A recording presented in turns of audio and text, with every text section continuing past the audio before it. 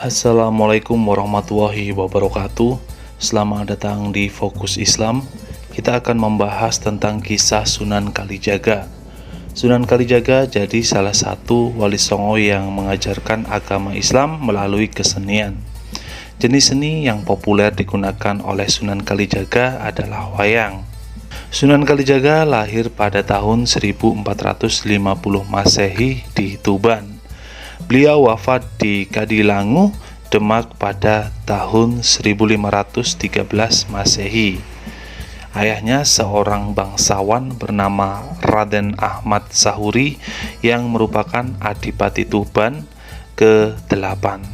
Sedangkan ibunya adalah putri dari Raden Kidang Telangkas, yakni Dewi Nawang Arum.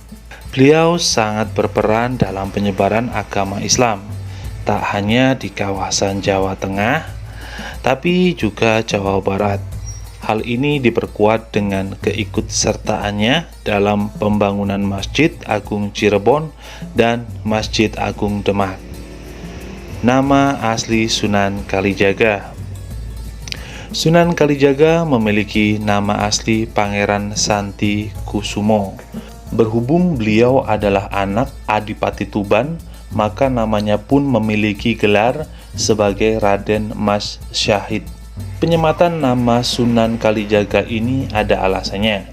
Jadi saat beliau menjadi murid Sunan Bonang mencoba mengetes kegigihannya. Caranya dengan menyuruh Sunan Kalijaga untuk menjaga tongkat Sunan Bonang yang sengaja ditancapkan di pinggir kali. Sunan Kalijaga menjaga tongkat tersebut selama berhari-hari tanpa meninggalkan tempatnya hingga Sunan Bonang datang kembali mengambil tongkatnya. Dari sinilah Sunan Bonang memberikan nama Sunan Kalijaga karena telah menjaga tongkat yang ditancapkan di pinggir kali. Ada yang mengatakan kalau nama Sunan Kalijaga ini didapat karena di awal-awal masa berdakwahnya beliau memilih lokasi di desa Kalijaga dengan mayoritas penduduknya yang merupakan orang Indramayu dan Pamanukan. Berhubung tempat berdakwah pertamanya ini adalah desa Kalijaga, maka nama Kalijaga pun disematkan kepada beliau. Selain julukan Sunan Kalijaga, beliau juga menyandang banyak nama karena mahir dalam mendalang. Beberapa julukan yang didapat adalah Ki Dalang Sido Brangti, Ki Dalang Bengkok, Ki Dalang Kumendung, dan Ki Uehan. Tapi ada satu nama yang akan mengingatkan Sunan Kalijaga akan sejarah dalam kehidupannya, yakni nama Loka Jaya.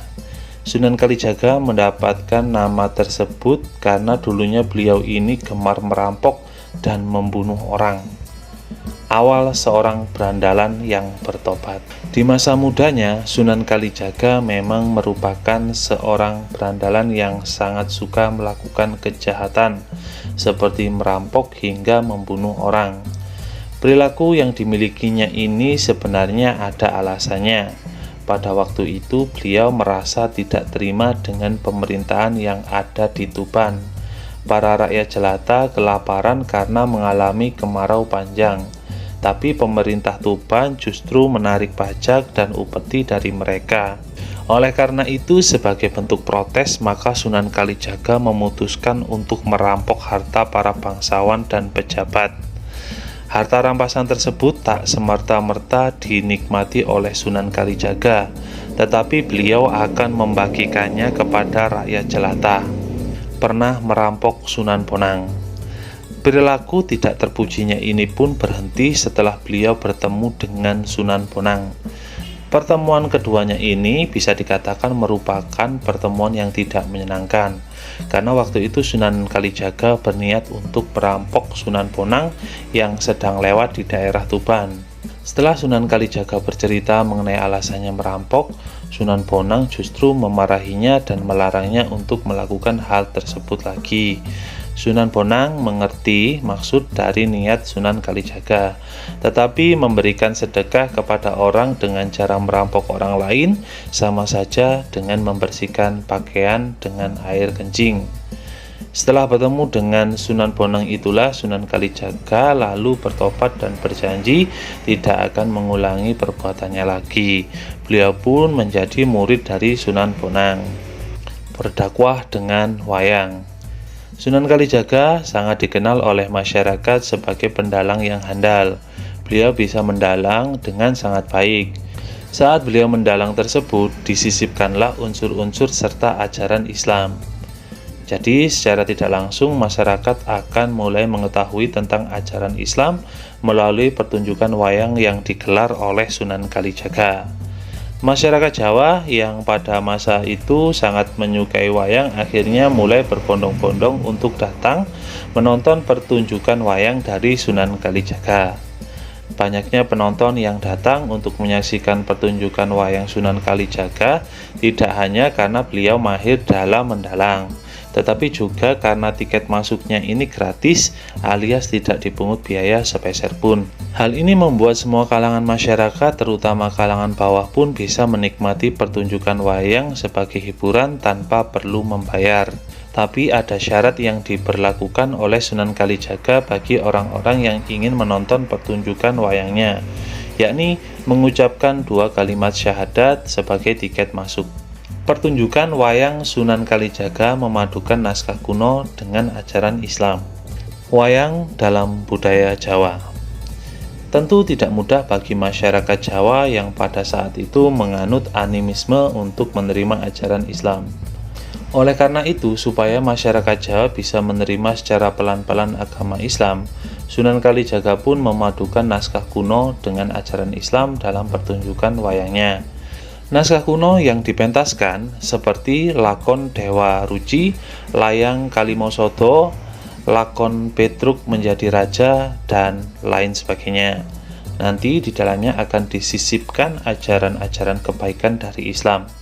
Sunan Kalijaga juga menambahkan karakter-karakter baru yang hingga saat ini masih sangat populer seperti Semar, Bagong, Petruk, dan Gareng. Sunan Kalijaga juga menggunakan kesenian lain dalam berdakwah. Ternyata tidak hanya menggunakan wayang dalam berdakwah, tapi Sunan Kalijaga juga menggunakan jenis kesenian lainnya seperti tembang. Beberapa tembang ternama yang masih sering dinyanyikan oleh masyarakat Jawa adalah Ilir-ilir. Dalam lagu Ilir-ilir tersirat makna kalau kita diharapkan bisa bangun dari kesedihan, berjuang untuk mendapatkan kebahagiaan, mengumpulkan amal kebaikan sebanyak mungkin, dan lain sebagainya. Selain membuat tembang, Sunan Kalijaga juga bekerja sama dengan seniman dalam membuat topeng, pakaian untuk pementasan kesenian, dan lain sebagainya. Cara berdakwahnya yang menggunakan kesenian dipengaruhi dari ajaran Sunan Bonang yang juga sama-sama menggunakan seni dalam berdakwah. Sekian video ini, subscribe untuk mendapatkan info tentang Islam lainnya. Assalamualaikum warahmatullahi wabarakatuh.